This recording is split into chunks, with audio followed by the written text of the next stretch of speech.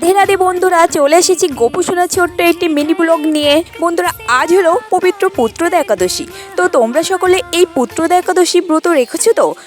বন্ধুরা, আজ একাদশী দিনে মন্দিরে চলে এসে প্রথমে গোপাল সোনাকে গরম জলে স্নান করিয়ে নিচ্ছি। তো গোপাল সোনা স্নানের জল যাতে খুব বেশি গরম না হয় তার জন্য কিছুটা ঠান্ডা জলও মিক্স করে নিয়েছি।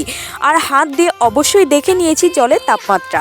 স্নানের জলে গোলাপ ফুলের পাপড়ি আর তুলসী পাতা দিয়ে গোপাল সোনাকে খুব ভালোভাবে স্নান করিয়ে দিলাম।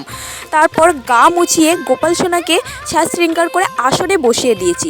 এরপর গোপাল সোনাকে আজ যেহেতু একাদশী, ফল ভোগ দেওয়ার জন্য ফল প্রসাদ বানিয়ে নিয়ে গোপাল সোনাকে ফল ভোগ ও পান করার জন্য 1 গ্লাস জল নিবেদন করে দিয়েছি। এরপর সোনাকে ঘণ্টাধ্বনি সহযোগে ধূপ ও প্রদীপ দ্বারা আরতি দেখিয়ে নিলাম আর নিজের হাতে সমস্ত ভোগ অল্প করে সোনাকে খাইয়ে দিলাম। তো বন্ধুরা, আজকের মিনি ব্লগটি এখানেই সমাপ্ত করছি। তোমাদের সঙ্গে দেখা হবে নতুন আর একটি ভিডিওতে।